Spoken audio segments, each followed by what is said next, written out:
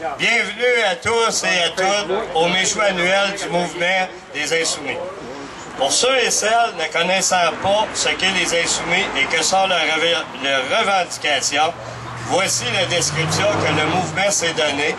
Vous la retrouverez sur notre tout nouveau dépliant.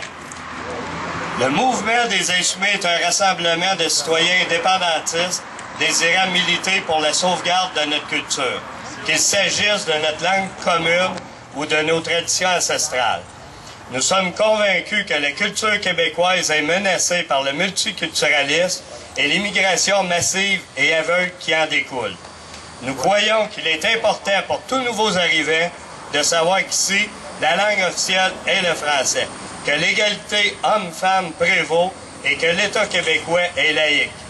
Nous estimons que le respect de ces trois énoncés représente la reconnaissance minimale que tout immigrant ayant choisi le Québec comme terre d'accueil devrait avoir envers nous. Je suis ici chez moi, j'ai ma culture et j'ai surtout ma langue. Je suis québécois. Mon frère salvadorien, ma sœur thaïlandaise et mes cousins d'outre-mer sont tous les bienvenus. En partageant ma culture et ma langue, ils sont ici chez eux. Aujourd'hui, nous nous retrouvons pour célébrer l'adoption de la Charte de la langue française adoptée en 1977. Aussi, je tiens à citer le premier ministre du Québec, Philippe Couillard. Même dans les petites PME, on demande que les gens soient capables de parler aux clients qui s'expriment en anglais. À ce moment-là, il parlait des employés de chaîne de montage, non de ceux du service à la clientèle. Sommes-nous de retour à l'époque de Speak White? Speak White.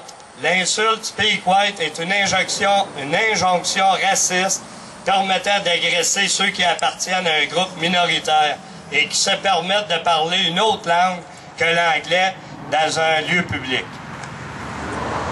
Dans le contexte colonial du Canada et des traites négrières de l'époque, l'injure signifie qu'un esclave ne peut parler sa langue et doit adopter celle de ses maîtres. Au Québec, l'usage de cette insulte a continué jusque dans les années 60, moment où elle a diminué avec la prise de conscience qui a accompagné la Révolution tranquille. Lorsque Philippe Couillard fait son affirmation au sujet des ouvriers d'usine qui devraient parler anglais, il suppose, à mots à peine cachés, un retour au Speak White. Je vais terminer en citant Makakoto, qui a écrit « Si l'anglais en Amérique est une langue de conquérants, le français est une langue d'insoumis. » Bienvenue, merci d'être présent tout le monde. Bonne soirée. Viens nous attaquer, c'est drôle.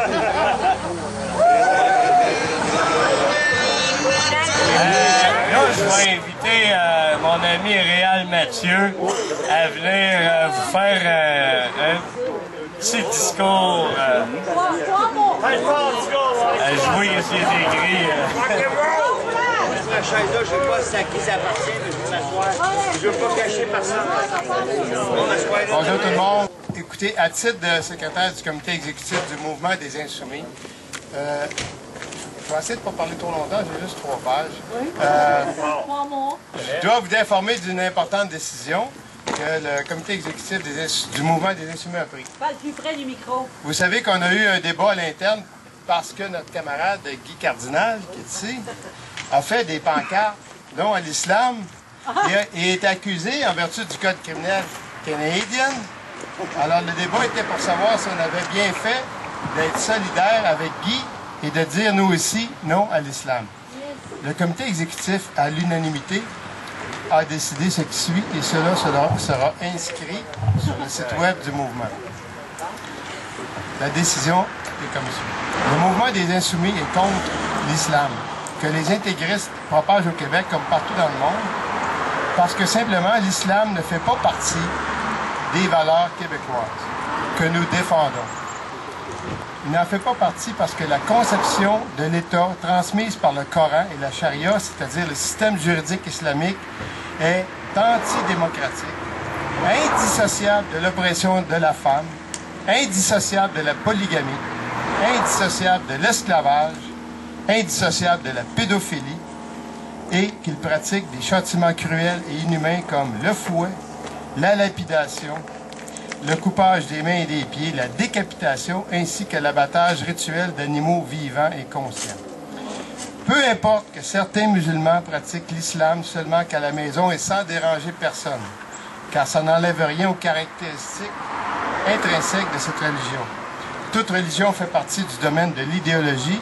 En disant non à l'islam, nous exerçons notre droit démocratique de nous exprimer et de dénoncer la barbarie tant idéologique que religieuse. Cela sera inscrit sur notre site web. Maintenant, je voudrais vous parler un petit peu de l'actualité récente. Mario Beaulieu, le chef du Bloc québécois, a été manifesté à Montréal avec M. Charkaoui et avec Québec solidaire contre l'attaque israélienne à Gaza. En pratique, Mario Beaulieu et le Bloc québécois ont appuyé le Hamas, c'est-à-dire les frères musulmans, les coupeurs de tête. Le bateau de Mario Beaulieu tourne en rond dans la mer des grands principes et des grands concepts intellectuels de la décolonisation et de la lutte de libération nationale. Mario est un leader nationaliste et indépendantiste, mais il ne sait pas ou il n'a pas compris que ses semblables, les leaders nationalistes et indépendantistes palestiniens, ont tous été éliminés physiquement, soit tués, égorgés, décapités ou empoisonnés par les intégristes islamiques de l'organisation du Hamas, les frères musulmans. Il a fait comme s'il ignorait que les musulmans vomissent sur le concept du nationalisme. Il n'existe pour eux que la nation de l'islam et les seules lois qu'ils appliquent sont les lois du Coran et de la charia. Ils se torchent avec l'idée qu'une Assemblée nationale ou un Parlement puisse faire des lois faites par les humains pour des humains. Ils ne reconnaissent pas le droit aux humains de faire des lois. Alors Mario devrait faire attention à ses fesses, car un jour peut-être, ça sera son tour, comme ça a été le tour de Yasser Arafat, qui est mort empoisonné. C'était le grand leader de la résistance palestinienne. Les musulmans sont des ennemis de notre lutte. Les seuls Arabes qui sont de notre bord sont soit des ex-musulmans, donc ceux qui ont apostasié, comme Jemila Benhabib ou Rakia Fourati, soit des non-musulmans, il y en a beaucoup.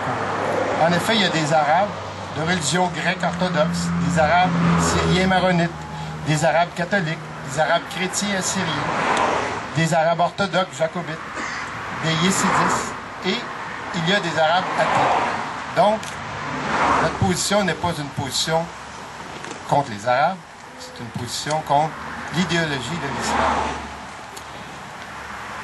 Tous les gens que je viens d'énumérer sont des futures victimes des islamistes.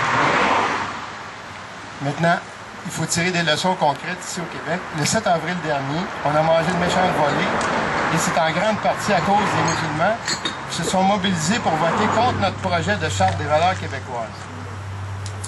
Pour la première fois dans l'histoire du Québec, on a eu à faire un vote religieux. On était habitué au vote ethnique, avec les Anglos et les immigrants qui votent contre notre projet de pays. Jacques Parizeau avait dénoncé le vote ethnique et l'argent comme étant la cause de l'échec du référendum. Mais cette fois-ci, le Parti libéral de Couillard, à la solde de l'Arabie saoudite, s'est associé aux imams musulmans et pendant des mois, ceux-ci ont fait campagne contre nous, malgré que normalement les musulmans ne votent pas pour les raisons que j'ai déjà mentionnées. Les imams ont réussi à faire sortir le vote religieux et ils sont 200 000 dans la région de Montréal. Ça a fait toute la différence. Après l'élection, les citoyens ont décidé de riposter contre les islamistes. Il y a eu une réunion à Drummondville au mois de mai, à laquelle notre camarade Jean-Martin Champagne a assisté, et moi aussi. Un comité a été formé pour riposter. Ça va prendre la forme d'une lutte contre la certification halal dans l'alimentation. On va essayer d'appliquer une pression là où ça fait mal, c'est-à-dire dans l'argent que les imams collectent pour la certification halal et qui sert à financer le djihad islamique partout dans le monde. Ceux qui sont intéressés à participer à cette bataille contre la taxe religieuse qui nous est imposé dans notre assiette, ici même au Québec, sachez qu'il y a maintenant des bleuets certifiés halal et le sirop d'érable est certifié halal. Ça veut dire que nos producteurs payent une taxe aux musulmans pour avoir un petit logo sur la canne de sirop d'érable ou sur la boîte de bleuets. Okay? Donc, ceux qui sont intéressés à participer à cette bataille contre la taxe religieuse qui nous est imposée dans notre assiette n'auront qu'à venir me voir. Je prendrai leurs coordonnées. Nous allons nous unir, nous allons nous organiser, nous allons lutter et nous vaincrons. Vive le Québec libre! Ouais!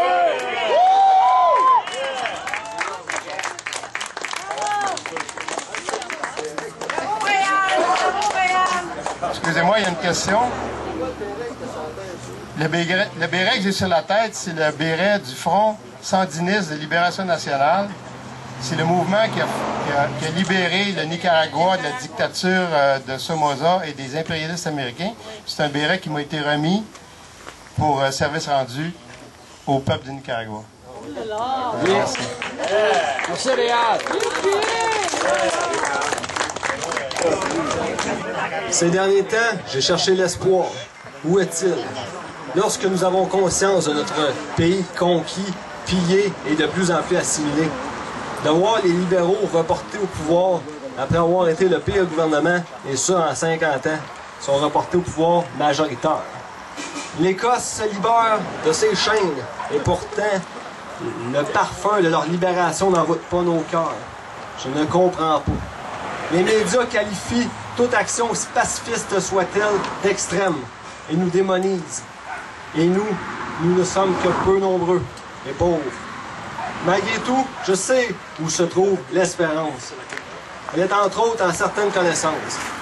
Il faut savoir que des dizaines de peuples ont été conquis. Et après des centaines d'années d'assimilation et de soumission, se sont malgré tout un jour soulevés. Ils ont brisé les chaînes de l'occupant. Parfois, pourtant, la langue avait complètement disparu. Pensons entre autres à l'Écosse, à l'Irlande, les Juifs. J'ai appris également que les anglophones, dans le temps des patriotes, étaient majoritaires à Montréal.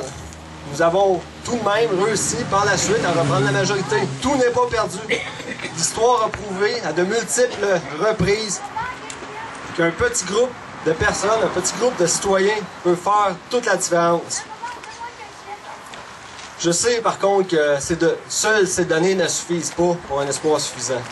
Je pense que le groupe des Insoumis continuera malgré tout à s'expandre, à militer. Il est possible de l'avoir. Il suffit de le vouloir vraiment. D'être prêt à assumer les conséquences. C'est peut-être ça le prix pour obtenir l'intégrité. L'espoir est en chacun de nous qui sommes conscients de la situation. Ce n'est qu'à nous seuls que nous devons nous fier, que nous pouvons nous fier. Nous essayons de construire un mouvement qui nous représente, qui nous défend, qui nous enchante. Si nous le voulons égal, libre et fraternel, ce n'est que sur nous que ça repose. Je pense qu'en montrant l'exemple, nous avons raison d'espérer le progrès. J'ai la conviction que nous réaliserons de grandes choses en cette époque. Merci.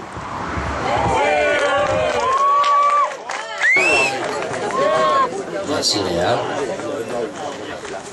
Bon, c'est juste un petit mot pour conclure. On devait faire ça avant le souper, alors excusez-moi si des fois on cafouille sur certains mots rendus à ce temps-là. On est ici parce qu'on fête la loi 101, la loi de Camille Lorrain. Mais notre loi a été charcutée par les libéraux de Jean Charest avec plus de 200 amendements au cours des 10 dernières années. La loi 101, qui avait pour but de protéger notre langue et notre culture, n'est plus ce qu'elle était. On y a ôté les dents qu'elle avait. Les 200 amendements faits par les libéraux l'ont complètement affaibli, même quasi réduit à rien. Donc, on vit directement un retour en arrière, qui risque de nous ramener, comme l'ont dit mes amis tantôt, au speak white d'avant la Révolution tranquille. Le danger est réel, là.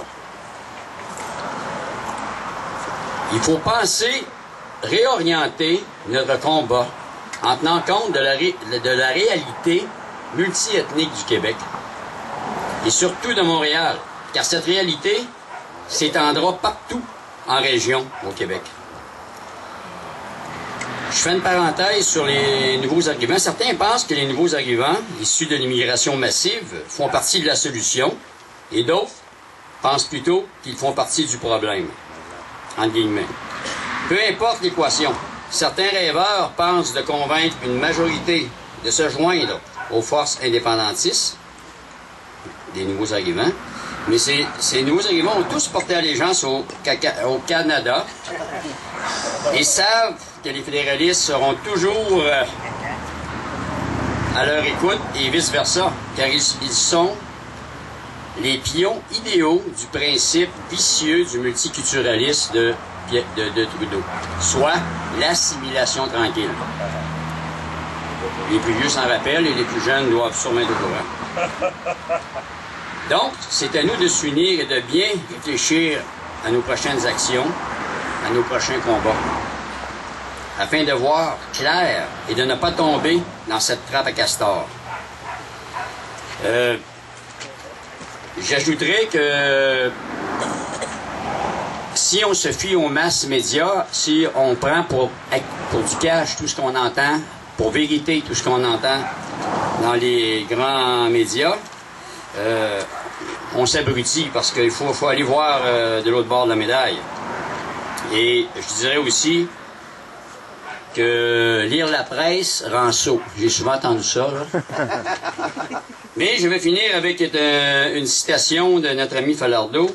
« Si tu te couches, ils vont te piler dessus. Si tu résistes, ils vont te haïr, mais ils vont t'appeler monsieur. Unis, nous vaincrons. Vive le Québec libre! » Mais j'aimerais avant tout dire merci à mon ami Sylvain Meunier, parce que Sylvain, je t'aime. J'aimerais dire merci d'avoir fondé les Insoumis, puis de nous avoir permis de créer des belles soirées, des belles activités comme ça. Oh, je t'aime. Je vais toujours t'aimer. Alors merci mon Sylvain pour nous permettre ces belles soirées-là. Ça nous fait plaisir. On va faire le mieux qu'on peut. On a un petit peu consommé d'alcool. Merci à toi. Oui, je m'en venais à ça. Je voulais dire en deuxième partie, merci à Sylvain Bourque et à sa conjointe pour son excellent michoui ce soir, on s'est régalé. Merci beaucoup, Sylvain. Merci à toi et ta conjointe. On vous aime, on vous veut longtemps. Puis merci à vous tous, tout le monde, d'être là. Merci, la gang des Insoumis, de nous permettre de vivre des belles soirées comme ça. Merci aussi à Pat, mon guitariste Pat, d'être là avec moi ce soir. D'accord, on vous passe ça. Let's go, mon Pat.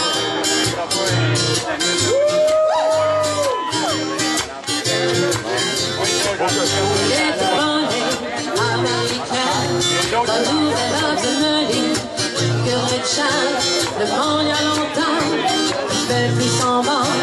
Elle lâche chaque match en cachette, c'est bien plus marrant de la laisse pas tomber. Elle est si fragile, elle est une femme libérée. Tu sais, c'est pas si fragile, ne la laisse pas tomber. Elle est si fragile, elle est une femme libérée. Tu sais, c'est pas si facile. Au fond de son lit, un match s'endort.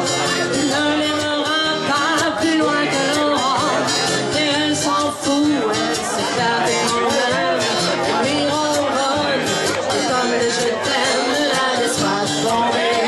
Elle est si fragile, elle est une femme libérée. Tu sais, c'est pas si facile, ne la laisse pas tomber.